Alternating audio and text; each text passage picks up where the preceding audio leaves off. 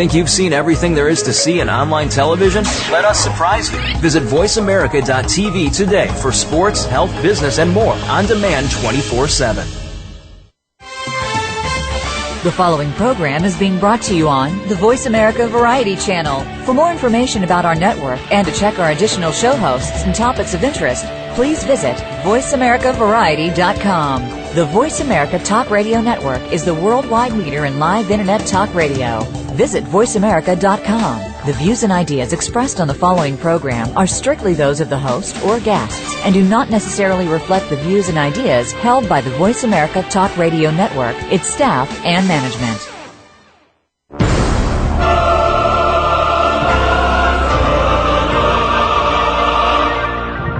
Welcome to Crime Prevention 101 with host Susan Bartelstone. We're so happy you've joined us. Over the next hour, you'll learn the tips, tricks, and vital information that'll help you keep yourself confident and safe. Now, here's the host of Crime Prevention 101, Susan Bartelstone. Good evening, everybody, and thanks for being with me tonight. Well, you know, things have been heating up a lot here in my beloved New York City, which is where I broadcast from, both weather-wise and in the media, concerning particularly two controversial cases. So I thought I'd start the show off tonight by talking with my favorite defense attorney, David McGruder, first about the so-called cop rape case, where two police officers were acquitted of raping a young fashion executive, despite being convicted of offenses that resulted in them being kicked off the force. And trust me, this acquittal makes no sense to me at all, so I'm hoping David can break it down for me. And then David and I are going to talk about the sexual assault case involving a very rich, very influential international businessman, head of a powerful organization, who's been accused of sexually assaulting a housekeeper at a very posh New York City hotel. And boy, this case has some twists and turns, including rumors of ATM, which is amnesia-through-money. We're going to talk about that one, too. And then I'm always looking to feature programs that are making a difference in the prison system. So I'm delighted tonight to feature the prison book program. And this is such a great idea. And wait till you hear about this. And, of course, I've got a neat personal safety product to tell you about, so make sure you stick around for that. Well, I'm Susan Bartelstone. You're listening to Crime Prevention 101, coming to you live from New York City, the scene of the crime, where the news is hotter than the temperature these days, and the rumors are flying like kites in the breeze. Now, let's go right ahead and meet my first guest. Now, I first met David McGruder, who is a former prosecutor with a very fierce reputation. I first met him last summer when I was screened for jury duty, but dismissed, though he says it was not him that did it, on the high-profile Agnes Bermudez case that he was counsel on. And David's been on TV many times as a legal analyst, commenting on the Lacey Peterson case and Michael Jackson and so forth. And this is his second appearance on Crime Prevention 101. So, David, welcome back. Good evening. How's everybody doing? Good. And I'm delighted to have you back on the show with me tonight. Good to be here. Thank you. Yeah. Now, you know, when I first met you, the Agnes Bermudez case was a very glaring example of trying a case in the media. Yeah. And, you know, because the media had absolutely convicted Agnes Bermudez, and yet you won her an acquittal. Yes. Now, we've got a few cases going on in New York that are going through extensive trial by press. And let's start with the so-called cop rape case. Yes. Give us a little bit of an idea of what that case was about. Well, essentially, the case was about a call that the two officers, I believe it's Officer Moreno and Officer Mata, who were veterans of the force, at least one of them was a long-time veteran of the force, were called about a drunken woman, and they responded to her Lower East Side apartment. And, you know, she was going through, there was some flirtation that went on. They went inside the apartment. They said they were trying to comfort her. One of the officers saying he was a recovering alcoholic, so he had a special connection with her. She alleges that they had sex with her as she passed out or was blacking out, and of course they denied it. They admitted that she only had her bra on at some point and was cuddling with the officer. I think the officer even admitted that. Yeah, very bizarre. But very bizarre. They were called rape cops, just to show you how the media aspect of it was. Exactly, They were called rape cops in New York's tabloid, I believe in New York's tabloid newspapers, before they even got to trial. However, what I think won them the acquittal was there was no DNA evidence that would show, and in most cases, they could get testimony to say that if this happened, there would be some DNA evidence found because she was what they call a patula kit, a rape kit that's done on the alleged victim, would register some DNA evidence, although it's not perfect. And so there was no DNA evidence, and when they interviewed the jurors afterwards, they were saying it was her word and she had blacked out, and they were able to discredit her because she had been drinking so much, and not to paint her as an alcoholic, but to say that which they tried to do, by the way, the press did. They did. You're right. They did. But I think what struck the jurors that I saw interviewed, they said that she didn't remember certain things from the night because because there were holes in her memory from the night in question because of her drinking. And so that's what caused the reasonable doubt in the juror's mind, and that's what led to the acquittal. And of course, Mr. Tacopina, the union, they go all out in these cases. They get private investigators to help discredit the alleged victim, which they're able to get all types of information about them. Then they hold off the record hearings with the judge to see what's going to come in against the victim. And of course, this is the police. This is NYPD's union. So all the resources are available to them. A top-notch legal team and defense is mounted in these cases. It's not a public defender, and it's not fly-by-night. It's really prepared attorneys. Mr. Tacopina, very experienced attorney in New York City. Somebody you know, probably.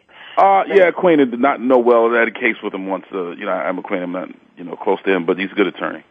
But David, there were a lot of very peculiar elements in this case that really were puzzling to me because, and we should say that these officers broke department conduct. They after a 23-year career, they did things that made no sense to me unless she was telling the truth. They falsified 911 calls. They called in false reports saying they had to go back to the apartment, and they actually went back to the apartment 3 times. One of them admitted that he was sleeping on the couch, another no-no, while the other cop, the main one that was accused of rape, yes, he said he was flirting with her, he was snuggling with her, he was singing songs to her, none of which would ever be done on a police call. You would never do anything like this. Yeah, go ahead. I'm sorry. Yeah, she also, which to go back to the evidence, she had worn a wire. She had confronted the main cop that was accused of raping her. And she asked him, did you? I know you did, and he refused to admit it. He refused. He said no. And then she said, well, at least did you use a condom so I don't have to worry about AIDS or anything? And he said yes to that. He said, I used a condom, don't worry, something to that effect, that they got on tape. Now, if he had used a condom, would there be any DNA evidence? Well, that would certainly lessen the likelihood that there would be. There's still always a possibility. They don't need much for it to read, but it certainly will lessen the likelihood that there was any DNA evidence. And even one of the jurors, I was looking at one of the jurors' comments, Mr. Simonetti, who was on the jury, he said that, he said that he's quoted as saying, I did think that they might have had sex, but that doesn't mean that they did have sex. That's what he said. So Which he said is there is nothing to peculiar. substantiate this. There's no DNA. There's no proof in any way that they had sex. And so I think this came down to a reasonable doubt issue, but you make very, very good, strong points in as much as what is a cop doing snuggling with a woman with the bra on duty in an NYPD uniform. And going back to the apartment, like you stated, but he did say, Mr. Tacopina points out that I think he denied having sex with her several times on that recording that you're talking about. Many times, yes, he denied it. He denied, I think, 24 times.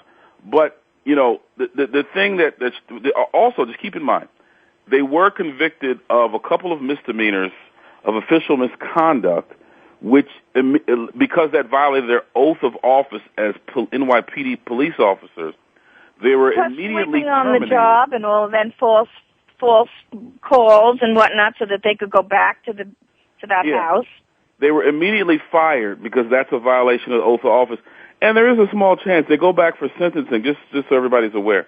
They go back for sentencing on the misdemeanors because the felonies could have given them 25 years in prison, because the rape is what we call in our field a B violent, in the New York State law, a B as in boy, violent felony, which can go anywhere from 5 to, they always say they could have done 25 years, but really the range is 5 to 25 years, and on the first offense, you rarely get the whole 25, but, the TV always picks the highest number.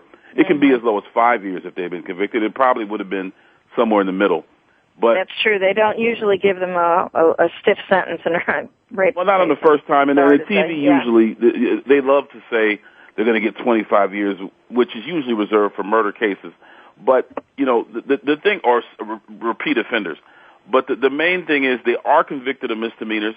And it depends. Judge Carroll, who I've tried cases before, who the case before, is known as, he's a pretty fair judge, but he's somewhat of a tough judge. And he's no dummy. He knows that the press is watching. And under the law in New York or anywhere, a misdemeanor can get you a year in jail. So it's not a foregone conclusion that they're going to walk out of there. And any months in jail for cops is a tough time. Not to say that, it compares to being convicted of rape, but, I don't think that anybody's I don't think they're 100% of the likely they might not get any jail time on the misdemeanor, but the judge could give them up to a year on the misdemeanor, so everybody should be aware of that as well. True, and NYPD fired them, which of course NYPD fired, I think, and I believe they lost their pensions. Yep. Which is no small thing, and it's probably, in the 6 or 7 figures of money. Yep, absolutely. And one of them, like I said, had 23 years. He could have retired, immediately. So he could have retired there is some punishment there, but that was what did it for me. Like, I don't really care if there was evidence of rape, and if they had her testimony on tape that he said he used a condom, which for me, if I was sitting on that jury, I would have said, well, that's why there's no DNA, because he used a condom. I don't know if you can test for a condom. If you do a rape kit on someone, does it show if a person used a condom? They can show, well, it can show signs of penetration. There can be tears. There can be other ways. Condoms aren't perfect, but you're right. The condom would greatly reduce the traces, but they still, there are other signs of penetration that the good scientists that do this every day can pick up even with a condom. But the main thing is these cops weren't acting as if in a way that they should have been acting. Which is what I would have said. A 23-year veteran, you're telling me he went back there to sing her "Living on a Prayer" by Bon Jovi? Living on a Prayer, yep, that's the song. Come on. I mean, never would I have bought that. And the women's groups have been in an uproar since this decision came about because, again, of course, the victim was exposed to a lot of damaging, stuff that was damaging to her credibility and her background and her life, and that's why a lot of women will not come forward to prosecute, to prosecute rapists, because it's a horrifying procedure that they have to go through in order to make that stand. And the fact that it swayed the jury was that there was no forensic evidence with all of this ridiculousness going on. Like a cop would go back 3 times, and one of them would sleep on the job. I mean, to me, because I know cops, that just, unless something else is going on, they're just not going to do that. No, and you know, you bring up a lot of good points, but you know what it is, and you know, it was a little shocking to me, although I didn't, you know, unless you're in that courtroom every day, which I was not. I did follow the case, so I'm not in the court. I'm not familiar with the procedures, and I'm familiar with the judge and the lawyers. But you know, if you're not unless you're in that courtroom every day, it's hard to understand why a jury does what they do. However, you know, Manhattan tends to be, you know, people think of this as a liberal bastion, but Manhattan jurors on crime are relatively conservative. The Manhattan District Attorney's Office has a high rate of conviction. It's a very competent office, well-funded office with a good reputation. This was the first major case, because, you know, Morgenthau... That's right, the new DA, really. Morgenthau had been there forever. So, you know, Morgenthau, he was, 90-something when he retired? Yeah, he was barely, I mean, no disrespect to the man, but he was barely moving when he retired. he was around forever. The guy was, you know, the ultimate insider. Judges were scared. I'm telling you right now, judges are scared of him. And, you know, us in the defense bar know that the judges were scared of him, and we couldn't get certain things because they were just scared of him. He's so much pull. But this new DA, this was his first major case, Cyrus Vance, and it did not go well for him. He has a good reputation as well. Yes, I think a lot of people were pleased that he was, he was kind of the heir apparent. But this was his first major case, and you know it doesn't start off well for him with this acquittal, and his office was not happy with the results at all. So you know it'll be interesting to see because the Strauss-Kahn case is going to be his next. All right. Well, you know what, David? Listen, we're coming up on a pause, so stick around with me.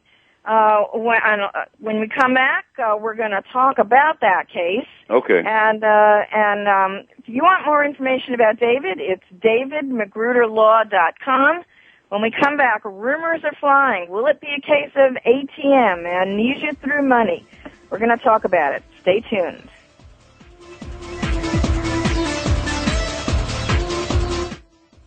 Stimulating talk. It gets those synapses in the brain firing really fast. All the time. The #1 Internet talk station where your opinion counts. VoiceAmerica.com. Hi, this is Susan Bartelstone, host of Crime Prevention 101, and I want to tell you about My Mobile Witness, a revolutionary service that transforms your camera phone into a personal safety device. My Mobile Witness believes safety is improved when you remove anonymity from dangerous scenarios.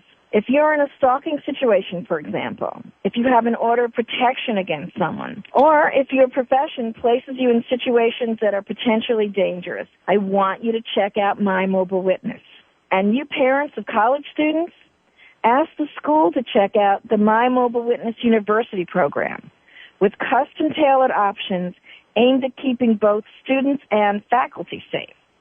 Every campus could benefit from the My Mobile Witness University service. For more information, go to mymobilewitness.com.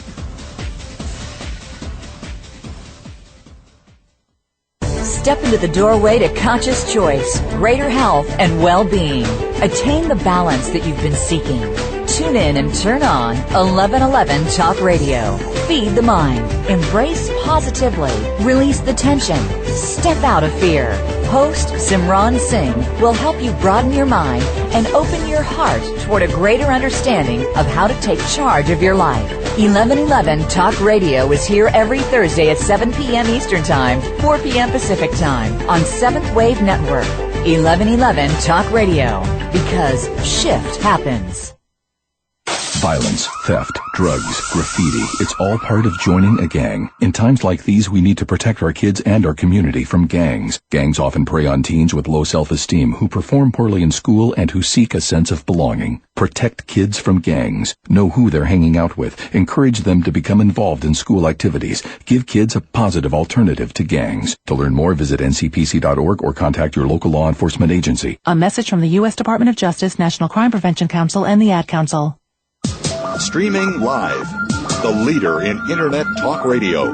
VoiceAmerica.com.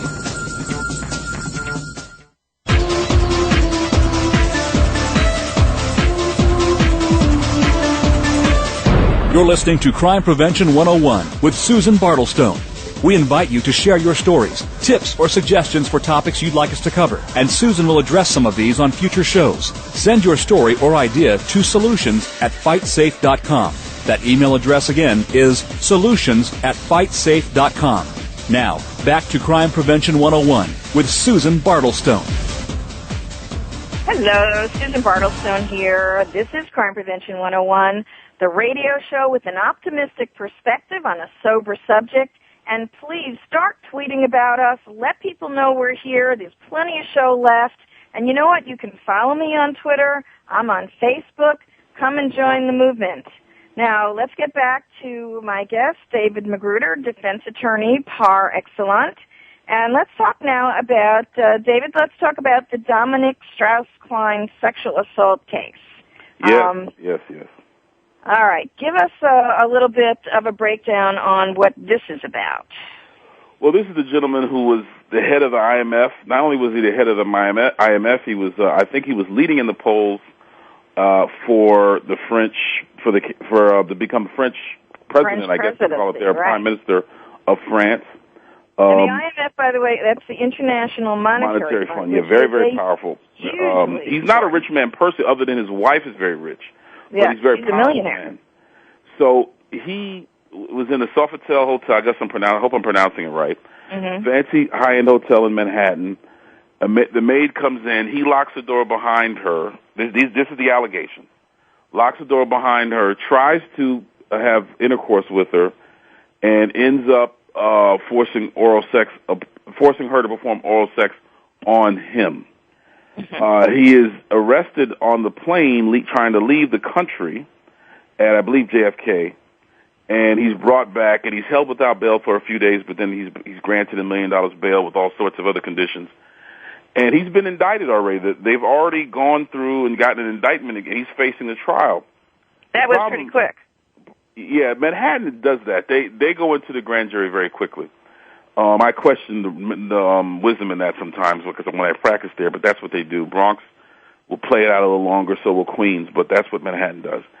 But in any event, he's facing it's not rape. It's an attempted rape, but he's facing sodomy, which would be the oral sex, which is a B violent felony, the range being 5 years to 25 years in prison. This woman, I believe, is an immigrant from, I believe, somewhere in Africa. I'm not sure what country. North Africa, it says, yeah. North Africa. I believe she's Muslim and was living in the Bronx. She's a single mother. And, she is, so far she's going along with the case. And, she's already testified in the grand jury against him. And so he looks like he's going to face a trial. And, it looks like this is going to head towards another very high-profile trial. Unfortunately, because there's no cameras in the courtroom in New York, this will not be like the Casey Anthony thing where everybody's going to be able to see every day of it. Mm-hmm. I'm kind of glad. Those things are such circuses here. I can't stand it. Well, New York is very tough on that. There's no, you don't see these cases like the cop case. There's no cameras allowed in New York, which, you can argue both ways as to if that's good or bad, But Florida obviously allows it. California allows it. That's why you get those high-profile cases down there. David, I'm the only one in America that never watched the O.J. Simpson trial. I can't stand them. They're just circuses to me. Can't stand it. I tell you, I am the only one. Everyone else I knew was glued to that TV set. But in any event, this case here, there's a lot of press now about this because there are other women coming forward, both professional and non-professional, like this woman, the hotel, the housekeeper. Mm-hmm. There are other allegations that he's done this before. Yep. He's living in the lap of luxury while he's awaiting his trial. Yes. He's living in a beautiful, apartment, and he actually moved from a nice one to a nicer one, so that's getting a lot of press. Yep. And there's also rumors that I heard about that his team, his defense team, mm-hmm. have sent people to the victim's village in North Africa. Wow, that I didn't hear. Wow. Well, that's floating around, and they've attempted to bribe her family members with all sorts of things and money to get her, to pressure her to drop the charges. Yeah, that is a very, very touchy issue. And, what happens is that you have to remember all these cases are the state versus, Dominique Strauss-Klein. It's not this woman versus Strauss-Kahn. It's the state versus Strauss-Kahn.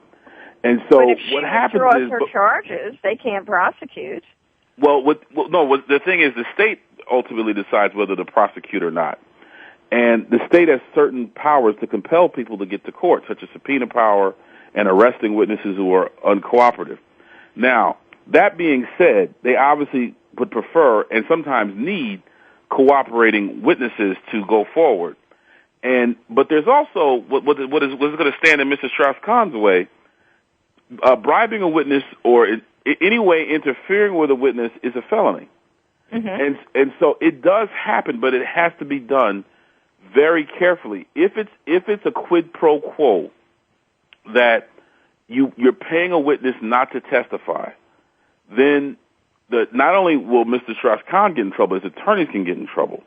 And I believe his attorneys will know better than that. And what is often done in these situations, I think, kind of happened in the Kobe Bryant case. It kind of happened in some other cases, maybe Michael Jackson, I'm not sure. But what happens is there's going to be a civil suit. Okay, she's going to file a civil suit. They can settle the civil suit up front. There's no requirement that the criminal has to go first.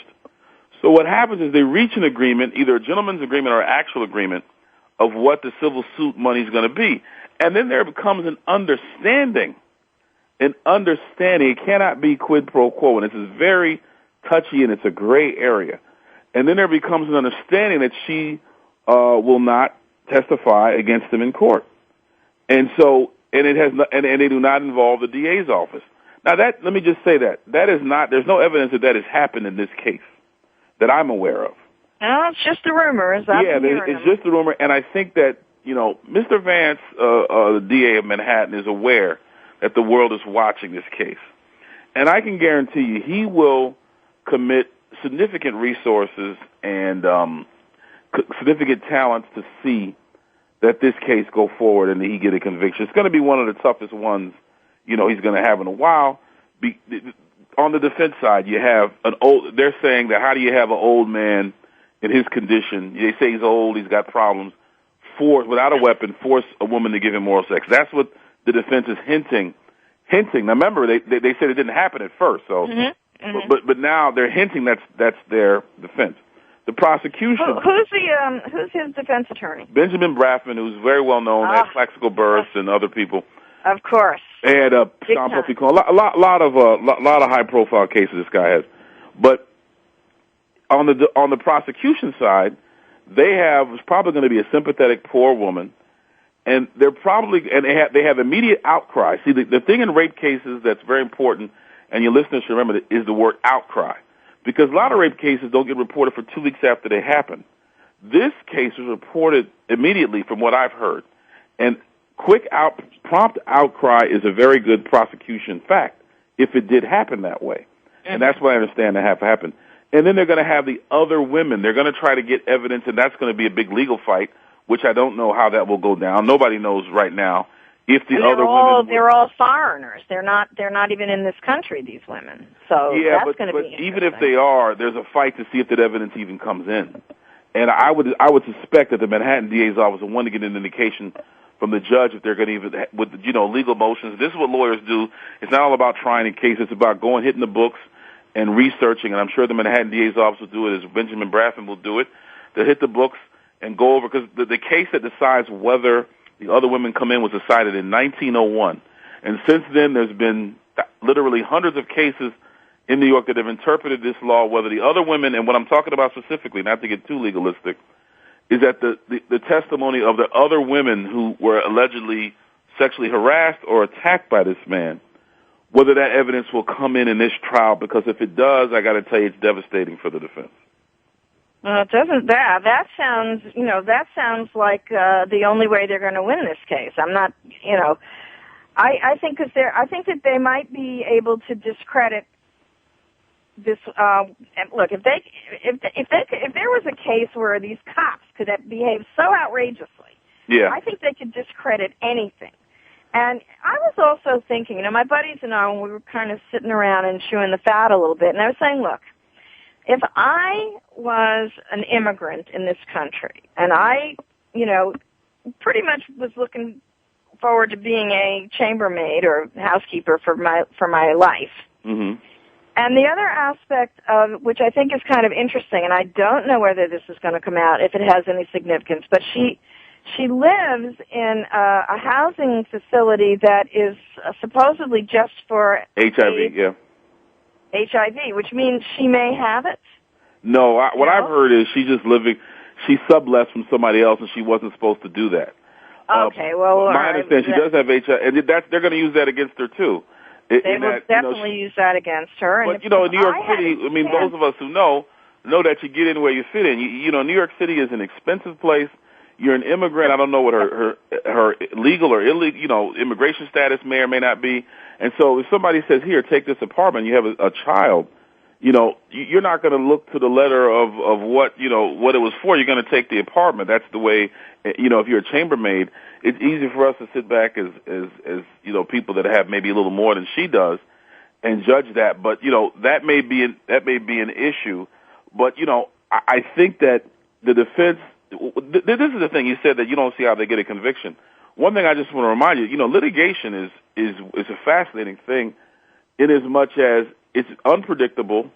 Who would have thought that Martha Stewart would be convicted, and O.J. Simpson and Michael Jackson would be acquitted, and then O.J. on this silly case that he got later would be convicted, which I thought was a stupid case, the thing in Vegas. And and so it's an unpredictable animal. And I certainly, even though the DA's office would have their work cut out for them, I certainly wouldn't count out the fact that he could very easily get convicted. And is he going to take a stand? What kind? A lot of cases are won and lost in jury selection. You were part of that process, and so it's he is not in the clear by any means. Even if this woman was living in housing she shouldn't have been, or had some, I don't know what they're trying to find back in her village. I just assumed she was a regular woman in her village. But if they pay her off and they can't smell a rat with that, that is going to cause a big problem for the prosecution. But I got to tell you, I know Mr. Vance. They may not have offered her money, but what I was thinking is they would say, if you sue civilly, we will settle for such and such. I don't think they would be stupid enough, like you said, to give her a bribe or something like that. No, they're not that dumb. They're going to do it. If it's done, and I have no evidence that it's going to be done, that it's being worked on, but if it's done, I'm sure Mr. Braffman and his team are smart enough to do it in a way that's not going to be illegal. But there is a wink that goes with that, and it's possible. But at the same time, you got to understand, the DA's office, they go through this all the time. They deal with victims who do not, especially in sex cases and domestic violence cases, they deal with victims who do not want to go forward constantly. They have a whole unit. All the major DA's offices, and when I say them, I'm talking about Queens, Brooklyn, Bronx, Manhattan, and Staten Island. They all have a victims assistance unit that deals specifically with this. They have people that are licensed counselors that will counsel these women to go forward. That have degrees in counseling. So it's not like the DA's office sits back and watch this happen. They know this happens all the time. Yeah, that's true, David. But I tell you what, if I was an immigrant woman with a kid, I'd be tempted. I got to tell you, I know I would be. So we're gonna keep our eye on this, and maybe when the case moves on a little more, come back again and talk with me about it. I'd love to. Let's see okay, that is terrific, because I definitely want to have you back, and it's always great to speak with you. So thank you so much. Great to speak to you. Good night, everybody. And it's davidmcgruderlaw.com. I'm going to post his link on my blog, crimeprevention101.com. So if you have any problems that you need some help with, this guy is the one to go to. Up next, a man doing 20 years in a Louisiana prison wrote, "With reading comes knowledge, and with knowledge comes understanding of the world around me. And with that knowledge and understanding comes hopes and dreams." When we come back, we're going to find out more about the prison book program, which gives hopes and dreams.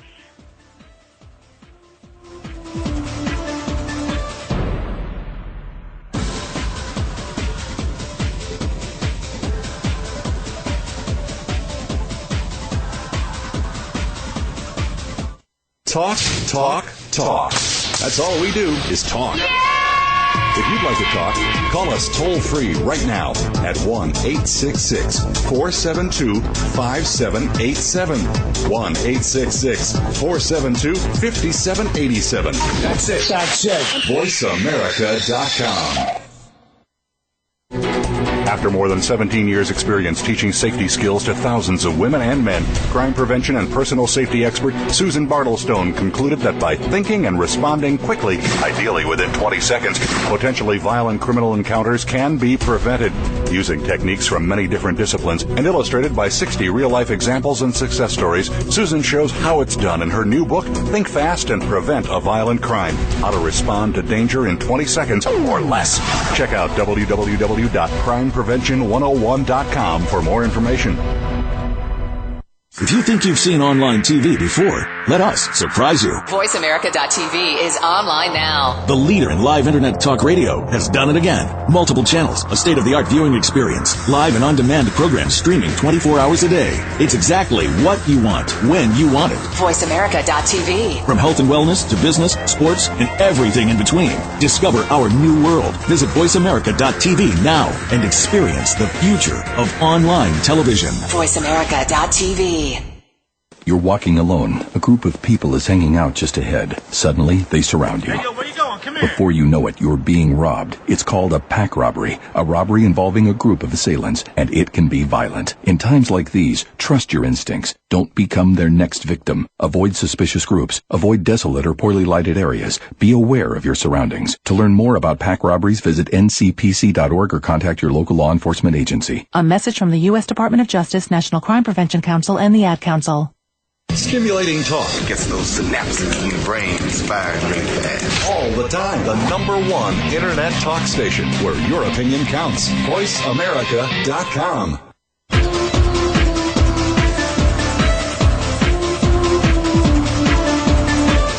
You're listening to Crime Prevention 101 with Susan Bartelstone. We invite you to share your stories, tips, or suggestions for topics you'd like us to cover, and Susan will address some of these on future shows. Send your story or idea to solutions@fightsafe.com. That email address again is solutions@fightsafe.com. Now, back to Crime Prevention 101 with Susan Bartelstone. Hello again. Yes, this is Crime Prevention 101. And don't forget that we are available for you on iTunes. You can take us with you wherever you go. And I also don't want you to forget that I post links to all my guests from each and every show on my crimeprevention101.com blog. So if you want more information about a show topic or about a guest, well, all you have to do is go to crimeprevention101.com and you can find it there. Now, before the break, I read you a quote from a man who said that meaning in his life now comes via books. He's incarcerated for 20 years, and he's one of thousands of prisoners served by the Massachusetts-based Prison Book Program, and I just love what they're doing. So I want you all to meet Sean Remy, who is president of this Prison Book Program, and let's find out more. Hi, Sean. Hi. Welcome. Thank you for having me. Now, I'm always looking to feature groups or programs that are doing something good regarding prisons and prisoners, and I was very impressed with the Prison Book Program. So explain for my audience what the Prison Book Program is. The Prison Book Program gives free books to individual prisoners in the United States. Prisoners have limited access to educational materials, and we provide them with free books for personal development during their incarceration. And we do so because education is a powerful tool that reduces the likelihood that a prisoner will return to the prison system. We're an all-volunteer, nonprofit 501c3, run by a committed group of about 12 core volunteers. Now, this program has been around since 1972. Yes, correct. It was started by the Red Bookstore Collective in Cambridge, Massachusetts. And this is amazing to me because this is the first time I've ever heard about this. How many prisons do you service with these books? We service around 850 facilities in 44 states. And the rub is that each one of those institutions creates their own rules for the types of books that are allowed into the prisons. Well, what types of books mostly do you send to them? Well, the biggest requests that we get are for dictionaries. 30% of our book requests include a request for a dictionary. And for that reason, we're currently holding a virtual dictionary drive to raise enough funds to purchase 1,000 dictionaries. And the reason for that large request for dictionaries is that people in prison have low literacy rates. 50% of prisoners are functionally illiterate, which of course means that they don't have reading skills and writing skills that are sufficient for just ordinary practical needs. And with 77% of prisoners that don't have high school diplomas, that also creates an educational inadequacy in there that with the help of a dictionary, they can gain access to books that they wouldn't otherwise be able to understand or learn from. Why would a prison not want the friends or family of a prisoner to send them a book or a dictionary? Because I remember you said somewhere on the website they only get them from bookstores or publishers. Yeah, their biggest concern is security, and so with the idea that information could be passed through the books or through codes in the books, and that's the reason why there are so many different regulations of what types of books and the condition of the books that can go in. For that same reason, some prisons don't allow used books, and some prisons, select which organizations can send in there, and they restrict it even further through that.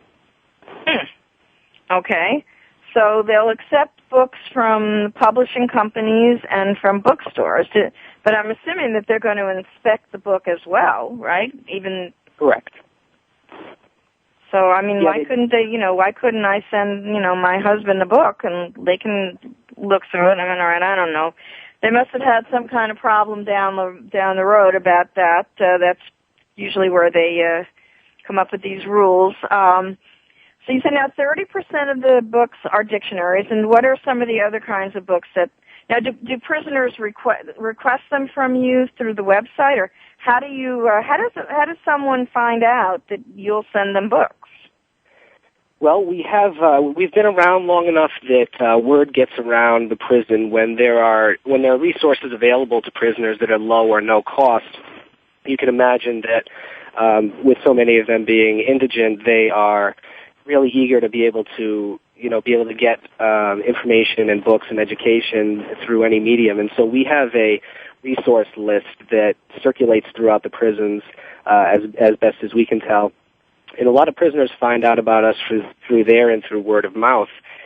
And so they contact us by letter. They're one of the few populations, I think, that still write letters, handwritten. And we get about 200 letters every week.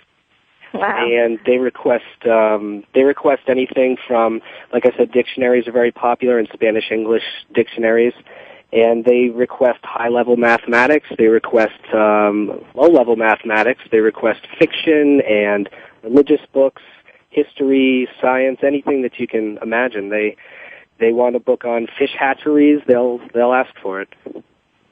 Now, okay. And you also supply them GED exam books, high school equivalency certificate books, right?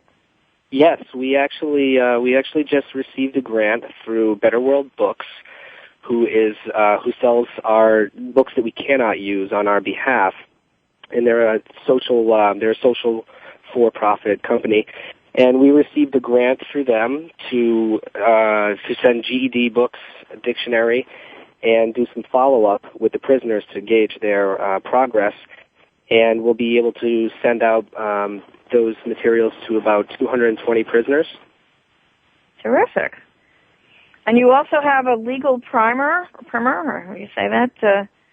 Yeah, some say primer, some say primer. Yeah, we distribute a legal primer. It's entitled We the People, It's a compilation of essential legal information. It was actually compiled by a former prisoner and prison book program customer. Terrific. And you can send that so people will have legal information for themselves while they're incarcerated, things that might help them, get an early release or something like that? Well, it's really, since we don't want to tread into the waters of being seen as giving legal advice, it's basic information. For instance, how to present yourself in court. The Constitution is in there, and the Bill of Rights, and we include a lot of those founding documents, and then basic legal information that wouldn't be seen as legal advice. Okay, good. Now you accept donations, both of money and books, correct? Yeah, we have guidelines for the books that we can use, which is located on our website, and also and please give that website. Donate. Okay. Oh, sorry, it's www.prisonbookprogram.org.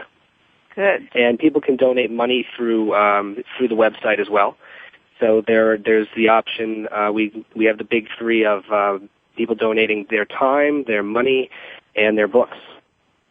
And how do they donate their time? Because I'm sure you could use all the help you can get. If I'm not in Massachusetts, could I still help you? Yeah, we've started some remote volunteering projects, which allows our supporters who aren't local to be able to still contribute as if they were local.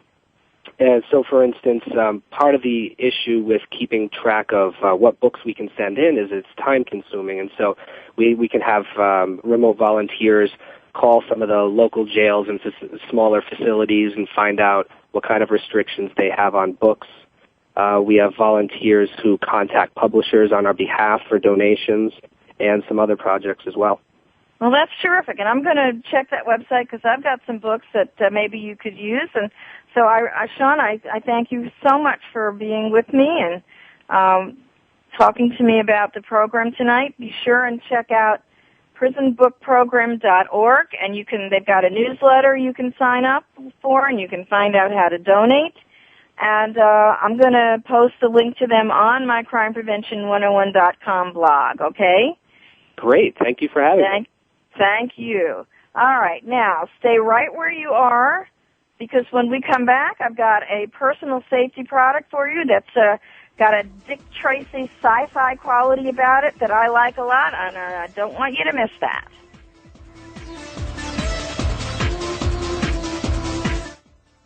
Talk. That's all we do is talk. If you'd like to talk, call us toll-free right now at 1-866-472-5787. 1-866-472-5787. That's it. VoiceAmerica.com. Hi, this is Susan Bartelstone, host of Crime Prevention 101, and I want to tell you about My Mobile Witness, a revolutionary service that transforms your camera phone into a personal safety device. My Mobile Witness believes safety is improved when you remove anonymity from dangerous scenarios. If you're in a stalking situation, for example, if you have an order of protection against someone, or if your profession places you in situations that are potentially dangerous, I want you to check out My Mobile Witness. And you parents of college students, ask the school to check out the My Mobile Witness University program with custom-tailored options aimed at keeping both students and faculty safe. Every campus could benefit from the My Mobile Witness University service. For more information, go to mymobilewitness.com.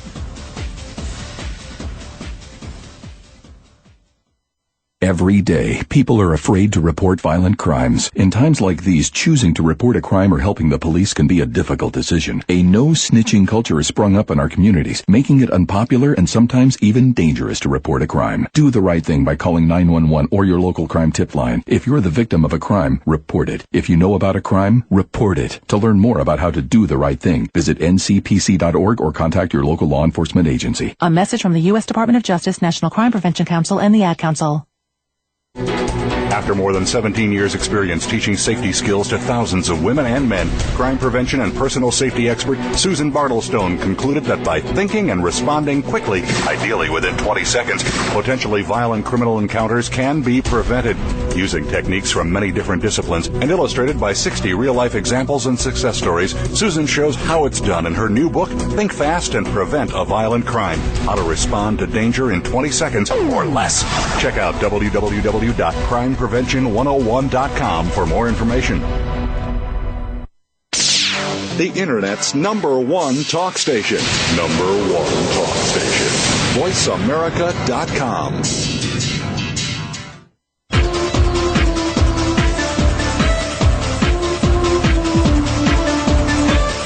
You're listening to Crime Prevention 101 with Susan Bartelstone. We invite you to share your stories, tips, or suggestions for topics you'd like us to cover, and Susan will address some of these on future shows. Send your story or idea to solutions@fightsafe.com. That email address again is solutions@fightsafe.com. Now, back to Crime Prevention 101 with Susan Bartelstone. Hello, we're back. This is Susan Bartelstone. And, I want to reinforce what the announcer said during the break. If you'd like me to focus on a particular topic here at Crime Prevention 101, or you've got a story to tell that's something that happened to you or someone in your family, just email me, solutions@fightsafe.com. You can post a comment on my Facebook page. You could tweet me. And I will do my best to maybe bring it on to the show, and you might even be a guest on the show. I've had that happen before. So solutions@fightsafe.com, just talk to me. Tell me what you want to hear. All right, now I've got a couple of things to wind up with. There's a personal safety product that I came across that I think is really kind of neat. It's a combination wristwatch cell phone with a GPS 911 panic button system. And if you've ever seen any of the old Dick Tracy cartoons, and I'm a lover of old movies, and I've watched all the old Dick Tracy movies, and he had this really cool sort of wristwatch radio where he could talk to the other policemen on the base. And this is kind of like that. It's a very cool cell phone in a wristwatch. And it is called the Guardian. It's like they say it's like having an entire OnStar system on your wrist. And it's Guardian Lion, GuardianLion.com. And it's very cool. There's a turquoise one and there's a black one, and they say it's an 8... If you've got an Alzheimer's patient, anything like that. It's interesting. At GuardianLion.com. Also, we did an elder abuse show last week, and somebody sent me an article that they had written about elder abuse, and this is about a classic con that they do, scams that they run on the elders. And I'm going to post this I posted it on my Facebook. And the woman that sent it to me, Bridget Mayberry, who also has talked about something that happened with her brother. She is a royal fighter. She's a nurse. And she talks about how nurses can be eyes and ears of the community, protecting senior citizens, because they do run into them a lot. So I'm posting her article about how she helped her mom, and it was a huge case, evidently, conned by one of these phony contractors. And, oh boy, is that a common one. And they get an exorbitant percent of them are conned by these guys. They seek them out. And they also commit identity fraud against them, can steal their identities besides taking their money. So I'm posting that article on my crimeprevention101.com blog. It's also going to be on my Facebook page. But you know what? That's a wrap for tonight. But please don't forget, we'd love to hear from you. By all means, post your comments, email me, send your suggestions to me. Don't forget to tell your friends about us. And you and I will be doing this again next week, same time, same place. It'll be a crime not to listen. So stay tuned and stay safe.